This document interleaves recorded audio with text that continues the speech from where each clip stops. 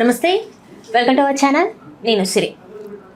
గత కొన్ని రోజుల నుంచి చూసుకున్నట్టయితే రాష్ట్ర మంత్రులు వాళ్ళ ప్రేమ వ్యవహారాలు, అందులో ఐఏఎస్ ఆఫీసర్ పేరు బయటికి రావడం.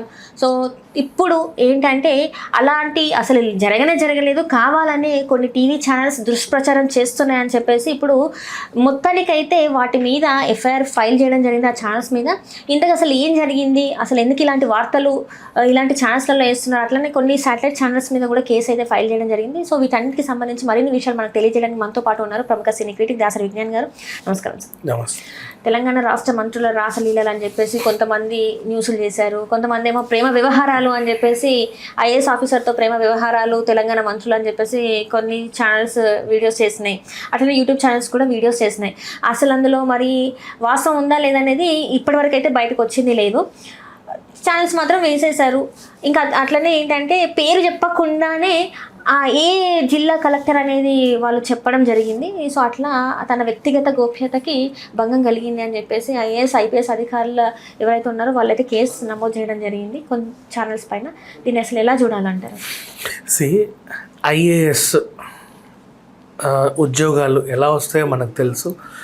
అందరు కూడా ఒక ఏజ్ వచ్చిన తర్వాత వాళ్ళ డిగ్రీలు ఇవన్నీ పూర్తి చేసిన తర్వాత గవర్నమెంట్ ఎగ్జామ్స్ మీద ప్రిపేర్ అవుతా హైదరాబాద్ కవాడిగూడ, గాంధీనగర్, నారాయణగూడ ఆ సర్కిల్స్ అటువైపే కదా.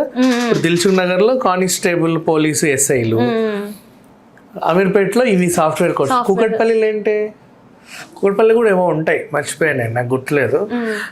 బట్ ఆ టీచరు, బీఈడి ఇవన్నీ అటు. ఇక్కడ మాత్రం వీళ్ళే ఉంటారు. ఇక్కడ ఎక్కువ అశోక్ నగర్లో గ్రూప్స్ గురించి, అవును, స్టడీ సర్కిల్స్లో కూర్చొని వాళ్ళందరూ ప్రిపేర్ అవుతా ఉంటారు. ఎప్పటికో ఒక ర్యాంక్ వస్తుంది. దాని ద్వారా మంచిగా జిల్లా కలెక్టర్గా నియమితులు అవుతారు. Collector is nothing but district magistrate. అవునా? జడ్జి గారి గురించి ఇప్పుడు చూడు ఎంతుందో. మనము ప్రైమ్ మినిస్టర్ గురించో, ప్రెసిడెంట్ గురించో, గవర్నర్ గురించో, జడ్జెస్ గురించో ఎప్పుడన్నా ఎవరన్నా మాట్లాడే హక్కు అని ఉందా కనీసం? First of all nobody have rights. అది దేశద్రోహం కిందకి వస్తుంది. అలాంటిది వాళ్ళకి ఎఫ్ఐఆర్లు అంట కట్టడం ఇంకొక వింత. అంటే ఇప్పుడు గవర్నమెంట్ మారిన ప్రతిసారి ఏమవుతుందంటేమా, వీళ్ళు చాలామందిని బదిలీ చేస్తూ ఉంటారు. ఇటోళ్ళు అటు, అటోళ్ళు ఇటు, ఎటో వెళ్ళి వస్తూ ఉంటారు. వాళ్ళ సెక్రటేరియట్లో కూడా కొంతమంది వాళ్ళకు అనుకూలమైన వాళ్ళని పెట్టుకుంటారు. ఇప్పుడు అంతెందుకు, రాజకీయ నాయకులనే కాదు, ఇప్పుడు నువ్వే ఉన్నావు ఫర్ ఎగ్జాంపుల్, ఒక ఛానల్ నుంచి ఇంకో ఛానల్కి వెళ్ళావు. నీకు అనుకూలమైన కెమెరామెన్ ఉండాలి, నీకు అనుకూలమైన ఎడిటర్ ఉండాలి, నీకు అనుకూలమైన ఎస్ఈఓ ఉండాలి. ఎందుకంటే నీ కంటెంట్ వాళ్ళకి మాత్రమే మంచి పట్టు ఉంటుంది, అర్థం ఉంటుంది, దాన్ని ఎలా పబ్లిష్ చేయాలో వాళ్ళకి తెలుసు. సిరి చిప్ వచ్చిందంటే మిగతా వాళ్ళు చేసేసి ఉంటారు, నువ్వు మళ్ళీ చెప్పాల్సిన అవసరం లేదు. రైట్? నాకైనా అదొక కన్వీనియంట్ ఉంటుంది. ఎక్కడైనా ఉద్యోగస్తులకు కూడా అదే కన్వీనియంట్ ఉంటుంది. ఎవరైనా కొత్త ఆఫీస్ పెట్టారనుకో, అందరు వాళ్ళకి తెలిసిన వాళ్ళని తెచ్చుకుంటారు అక్కడెక్కడెక్కడ నుంచో. సినిమా తీశారనుకో, వాళ్ళకి అలవాటైన కెమెరామెన్, వాళ్ళకి అలవాటైన ఎడిటర్, వాళ్ళకి అలవాటైన ఆర్టిస్టులు, వాళ్ళందరినీ తెచ్చుకుంటారు. అంటే నా సబ్జెక్ట్ ఎలా ఉండాలో వాళ్ళకి బాగా తెలుసు కాబట్టి. అంతేనా? ఏ రంగంలో ఇంతే కదా, ఒకటి కాదు రెండు కాదు, ఏ రంగంలో అయినా ఇంతే. అలా రాజకీయ నాయకులు కూడా ఒకరు అధికారంలోకి వచ్చారంటే కొత్త ఆఫీస్ పెడుతున్నాడు అని అర్థం. సింపుల్గా చెప్తాం, గవర్నమెంటే కొత్త ఆఫీస్ పెడుతున్నాడు, కొత్త టీం కావాలి, ఆయనకు అనుకూలమైన వాళ్ళు అక్కడక్కడ నుంచి తెచ్చి అక్కడ నీట్గా పెట్టుకుంటాడు. అప్పుడు ఈయన తీసుకునే నిర్ణయాలు అప్పుడప్పుడు ఈయన లేకపోయినా వీళ్ళు హ్యాండిల్ చేస్తూ ఉంటారు. అండ్ సేమ్ ఇప్పుడు సోషల్ మీడియాలో నా కోసం ఎవరైనా కథనాలు వేయాలి, నాకు అనుకూలమైన టీం, నేనున్నా లేకున్నా నా సోషల్ మీడియా హ్యాండ్లింగ్ వాడు చేస్తాడు. Happy independence day, happy pongal అవి అవేస్తా. ఏదైనా ఇన్సిడెంట్స్ జరిగితే కంగ్రాచులేషన్స్ చెబుతా, ఎవరైనా చనిపోతే కండోలెన్సెస్ చెబుతా. అట్లా వెళ్ళిపోతూ ఉంటుంది ఆ వ్యవహారం అంతా. అప్పుడప్పుడు ఏదైనా మంచి లైన్స్ వస్తే అందులో పెడతా, అది వేరే హ్యాండ్లింగ్.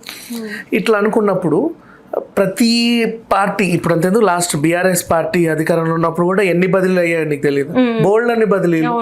అండ్ ఎందుకు ఇప్పుడు మన కాంగ్రెస్ పార్టీ వచ్చినప్పుడు కూడా మిస్ వరల్డ్ పోటీలు అయ్యాయి కదా, అప్పుడు స్మితా సబర్వాల్ ఉండే ఆవిడ దాన్ని మొత్తం నీట్ గా ఆర్గనైజ్ చేసింది.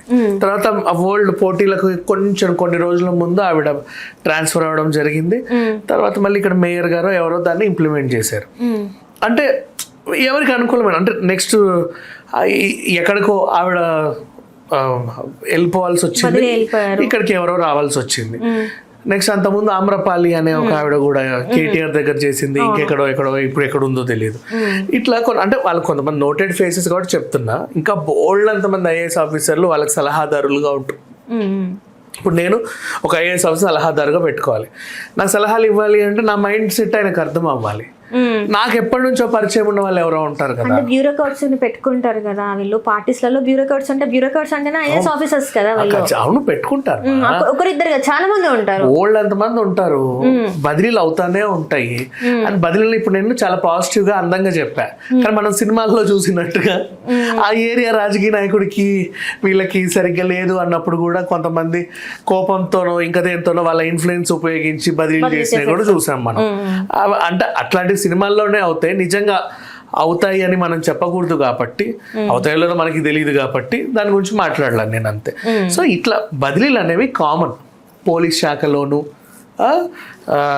ఇక్కడ కానీ బ్యాంకుల్లోనూ కామన్ అమ్మ, ఎక్కడైనా సరే వీళ్ళకైతే ఎక్కువ తరచూ అవుతా ఉంటాయి నార్మల్గా. సో అట్లా అయ్యాయి కదా అని చెప్పి ఇప్పుడు ఒక మంత్రి వచ్చి అనుకూలంగా ఒక ఆవిడని పెట్టుకున్నాడు అంటే, ఈ మంత్రికి ఆవిడ లేడీ అయినందుకు, లేడీ అయిన పాపానికి జెండర్ డిఫరెన్స్ ఉంది కాబట్టి లింక్ పెట్టారు. ఈ లింకు నిజమే, ఈవిడ మంత్రులతో వీళ్ళకి ఎఫ్ఐఆర్లు ఉన్నాయి అని చెప్పేసి ధృవీకరించారు శాటిలైట్ ఛానల్లో. శాటిలైట్ ఛానల్ ధృవీకరించింది అంటే ఇంకో శాటిలైట్ ఛానల్, అంటే డిజిటల్కి ఎక్కువ శాటిలైట్కి తక్కువ ఉండే ఇంకో శాటిలైట్ ఛానల్ కూడా స్టాంప్ వేసి ధృవీకరించింది. అయితే వీళ్ళు జాగ్రత్త పడ్డాం అనుకుంటూ ఏం జాగ్రత్త పడ్డారంటే, ఆ మొహము పేరు చెప్పలేదు కదా ఇంకేంటి అని అనుకున్నారు.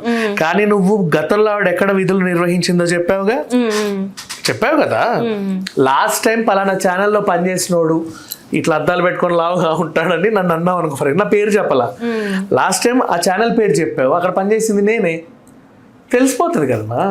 కానీ ఒక ఆడపిల్ల వ్యక్తిగత జీవితాన్ని అసలు అందులో వాస్తవం ఉందా లేదా అని తెలియదు నీకు, ఎందుకు ఇట్లాంటి దుష్ప్రచారాలు చేస్తున్నారు అంటే, అక్కడ అది ఉన్న అట్లాంటి ప్రచారం చేసే అంటే ఏమంటారు, ఆ రైట్ నీకు లేదు, అర్హత కూడా లేదు. నువ్వు కరెక్ట్ గానే అన్నావు. నెక్స్ట్ ఇక్కడ విషయం ఏంటి, ఇట్లా ఎఫ్ఐఆర్స్ అంటకట్టావు. ఫర్ ఎగ్జాంపుల్ ఇప్పుడు నేను ఫస్ట్ చెప్పా, వాళ్ళకి అనుకూలమైన వాళ్ళని ఆఫీస్లో పెట్టుకుంటారు అంటే, ఇప్పుడు నీకు అనుకూలమైన ఎడిటర్ని పెట్టుకున్నావు, అనుకూలమైన కెమెరామెన్ పెట్టుకుంటారు, నీకు ఆ ఎడిటర్కి నీకు ఆ కెమెరామెన్కి ఏమన్నా వేరే లింకులు ఉన్నాయని అర్థమా? వర్క్ రిలేటెడ్ కదా, కంటెంట్ ఎట్లా. ఇప్పుడు అక్కడ కూడా ఆ మంత్రులు వాళ్ళ వర్క్స్ వీళ్ళైతే బాగా తెలివిగా చురుగ్గా చేయగలరు అని నమ్మి వాళ్ళని పెట్టుకుంటారు. ఇప్పుడు అది అబ్బాయిలను పెట్టుకుంటే వాళ్ళిద్దరికి ఏమైనా హోమో రిలేషన్ ఉన్నట్టు మామూలుగా చెప్తున్నా చూడు, తప్పు కదా. అంటే ఇలాంటి లింకులు ఎలా అంటే ఆపోజిట్ జెండర్ ఉంటే ఖచ్చితంగా వాళ్ళ ఇద్దరి మధ్యన ఏదో నడుస్తుంది. అందుకే వీళ్ళు అటు వెళ్తున్నారు ఇటు వెళ్తున్నారు. ఇప్పుడు ఖచ్చితంగా ఢిల్లీ పోతారమ్మా, పోవా? ఖచ్చితంగా పోవాలి, మరి అది మన డ్యూటీ కదా. డ్యూటీ ఖచ్చితంగా ఎక్కడికో వెళ్తావు, అటు ఇటు హడావిడిగా తిరుగుతూ ఉంటావు అంటే ఖచ్చితంగా అందులో ఏదో ఉంటుందన్నా అర్థమా? ఇంకా చెప్తున్నా, ఇప్పుడు ఇక్కడ ఐఏఎస్ల గురించే ఈ రేంజ్లో, అంటే డిస్ట్రిక్ట్ మెజిస్ట్రేట్ గురించే ఇలా మాట్లాడారంటే, తక్కువ స్థాయి ఎంప్లాయీస్ ఆడవాళ్ళు ఉంటే ఆ ఆఫీస్ మొత్తంలో సెక్రటేరియట్లోనే ఇంకోటి ఆయన కింద ఇంకా ఉంటారు కదమ్మా, వాళ్ళందరిలో లేడీ ఎంప్లాయీస్ ఉంటే వాళ్ళకి పై అధికారులకి ఏమన్నా వేరే రిలేషన్, ఆమె తరచు రోజుకు 4 సార్లు వెళ్తుంది ఫైల్ పట్టుకొని లోపలికి, అంటే ఆ డ్యూటీ అది. 10 సార్లు వెళ్ళిందంటావా నువ్వు? తప్పు కదా, తప్పే, అనకూడని మాట్లాడినా. ఇప్పుడు ఎక్కడికి వచ్చింది ఒక శాటిలైట్ ఛానల్, ఇంకోటి అరకొర శాటిలైట్ ఛానల్, ఏంటిది డిజిటల్ ఉన్నారా ఒక శాటిలైట్ ఛానల్ వాగేసరికి ఈ యూట్యూబర్ ఛానల్ ఏమనుకుంటాయి, డిజిటల్ ఛానల్స్ సోర్స్ వచ్చింది కదా, నిజమే అనుకోని అంతేనా. ఇప్పుడు నార్మల్ లోకల్ వెబ్సైట్స్ అన్నీ కూడా మన మేజర్ న్యూస్ పేపర్ ఈనాడు, ఆంధ్రజ్యోతి, సాక్షి, దిశ, వెలుగు వీళ్ళందరూ రాశారు అంటే ఇదేదో ఉంది అని. మిగతా లోకల్ వెబ్సైట్స్ పత్రికలు, డిజిటల్ పత్రికలు అన్నీ రాసుకుంటాయి కదా, because they have a source. నువ్వు ఇది ఎలా రాసావంటే ఐ హ్యావ్ ఏ సోర్స్. అంతే. ఇప్పుడు ఇది నువ్వు ఎలా అన్నావు, ఐ హ్యావ్ ఏ సోర్స్. సరే, నీకు సోర్స్ ఉంది, వాళ్ళు చెప్పారు కాబట్టి నువ్వు చెప్పావు. వాళ్ళు చెప్పింది నిజమో కాదో నీకు తెలుసా? లేదండి వాళ్ళు చెప్పారు కాబట్టి చెప్పారు. అలా చెప్తే వాళ్ళు చెప్పింది అబద్ధమైనప్పుడు నువ్వు కూడా నేరమే చేసావు. ఇప్పుడు చైల్డ్ పోర్న్లో చూసిన వాడు తప్పు, అప్లోడ్ చేసినవాడు తప్పు, షేర్ చేసినోడిది కూడా తప్పే.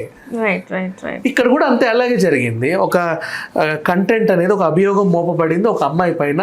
Without her permission you don't have any right. తను గురించి అలా మాట్లాడకూడదు, పైగా ఇలాంటి విషయాలు అసలు మాట్లాడకూడదు. అలాంటి దాన్ని నేషనల్ ఛానల్లో టెలికాస్ట్ చేసావు, పైగా అదే ఎన్టీవీకి, ఇప్పుడు వీళ్ళు చెప్పిన టీవీకి నేను అలా అనకూడదు కానీ వనితా టీవీ అని మహిళలను ఉద్దేశించి ఒక మంచి ఛానల్ ఉంది, అవునా? పూర్తి మహిళలకే కదా ఛానల్. ఈటీవీ వాళ్ళైనా సరే సఖీ అని ఒక చిన్న ప్రోగ్రామ్ పెట్టుకున్నారు కానీ 1 గంట సేపు కంప్లీట్గా ఛానల్ మొత్తం మహిళల కోసమే, మీకోసమే అని. అలాంటి ఒక మహిళ గురించి నువ్వు నీ ప్రధాన ఛానల్లో నీకేమీ తెలియకుండా సింపుల్గా, అదే ఎన్టీవీకి భక్తి ఉంది, 1,00,00,000 దీపోత్సవాలు చేస్తారు, అందరు మహిళలే వస్తారు, అందరు మహిళలేమా వచ్చేది? ఇంకొక మహిళ గురించి నీకు తెలియకుండా, సోర్స్ లేకుండా డిక్లేర్ చేసావు. Out of knowledge, out of swords ఏం లేకుండా అందులో వచ్చింది కాబట్టి మేము మాట్లాడేస్తామని మాట్లాడితే ఈరోజు మరి ఎఫ్ఐఆర్ ఫైల్ అయి ఉంది. అంటే ఇప్పుడు మరి ఛానల్ ఉంటుందంటారా, పోతాయి అంటారా ఈ ఛానల్స్? మరి ఇంతకు ముందు కూడా రోజా గారి గురించి ఒక మంత్రి స్థాయిలో ఉన్న వ్యక్తే, అదే అయితే ఇంకా మరీ దారుణం. నువ్వు ఏ లాడ్జ్లో ఏ టైంకి ఎక్కడ ఎవరితో అని కూడా మాట్లాడారు. నెక్స్ట్ మంత్రి స్థాయిలోనే పవర్లో ఉండి ఇష్టపడి వాళ్ళ కోడల్ని అక్కడికి పొమ్మంటే ఆమె పోనన్నది, అందుకే విడాకులు అయ్యాయి అని కూడా మాట్లాడిన మంత్రులు ఉన్నారు. ఆడదాని క్యారెక్టరే మీకు ప్రతి దాంట్లో కావాలి. మాట్లాడేది ఆడవాళ్ళైనా మగవాళ్ళైనా నథింగ్, వాళ్ళది ఏ స్థాయిలో ఉన్నా నథింగ్. తీసుకొని మాత్రం అలా జడ్జి చేసేస్తున్నారు. ఇది చాలా తప్పు, 100% తప్పంటే తప్పే అది. ఎప్పుడైనా ఇద్దరు కలిసి ఉన్నారు అంటే బహిరంగంగా ప్రకటించుకున్నారు అనుకో, ఫర్ ఎగ్జాంపుల్ దివ్యల మాదిరి లాంటి వాళ్ళు, మేము కలిసి ఉంటున్నాం బహిరంగ ప్రకటించుకున్నారు, అది కూడా తప్పలేదు, వాళ్ళ రైట్ అది, అవునా? మీరు దాన్ని అదేంటిది, ఒకరి గతంలో ఇలా రాసలీలలు చేసింది, వాళ్ళతో ఇలా, వీళ్ళతో ఇలా, వీళ్ళతో ఇలా, వీళ్ళతో ఇలా, ఆ మంత్రుల పేర్లు చెప్పే ధైర్యం నీకు లేదు.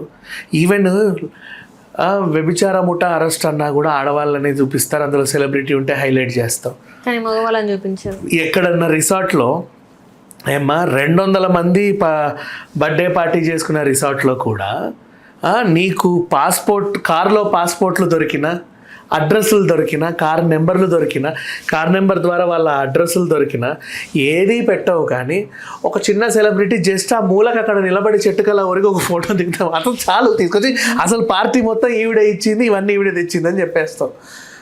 ఒక మహిళ మీద చూడు ఎంత ఈజీగా వెళ్ళిపోతున్నాయో ఇవి. గతంలో కూడా ఇప్పుడు అనుభవించిన వాళ్ళు ఉన్నారు. శ్వేత అనుభవించింది, శ్వేత బస్సు అనుభవించింది. మన మొన్న చూసుకున్నట్టయితే హేమ గారు డ్రగ్స్ కేసు, ఆమెది ఎంత విచారం అంటే మళ్ళీ ఆవిడ పేరు చెప్పడం ఇష్టం లేక నేను అట్లా అన్నాను. కానీ ముంబైతో అనుభవించింది. బోల్డ్ ఎంతమంది మన వాళ్ళు, ఎంతమంది తెలుసా, అనుభవిస్తూనే ఉన్నారు ఇంకా కూడా. అట్లా చార్మిన్ అన్నారు, ఇంకేదో అన్నారు, వాళ్ళు అన్నారు, వీళ్ళు అన్నారు, రకుల్ ప్రీత్ సింగ్ తమ్ముడు అంటారు కానీ వాడి పేరు చెప్పు నువ్వు. అవును చెప్పరు అసలు పేరు ఎవరికి తెలియదు కూడా తెలియదు. రకుల్ ప్రీత్ సింగ్ తమ్ముడు ఏంటి, నీకు దొరికింది ఎవరు? వాళ్ళ పేరు కదా చెప్పాలి, వాళ్ళ పేరు చెప్పడం. ఆ పేరు చెప్పడంలో కూడా పలానా ఆడపిల్ల పేరుని అడ్డం పెట్టుకునే చెప్పాలా? ఎంతవరకు కరెక్ట్ ఇది? అందరు అన్ని ఛానల్స్ రాశాయి. ఇప్పుడు నిజంగా చెప్పాలంటే రకుల్ ప్రీత్ సింగ్ కూడా ఈ కేసు మీద, ఈ ఛానల్స్ అందరి మీద కేసు పెట్టొచ్చు, చాలా హ్యాపీగా పెట్టొచ్చు.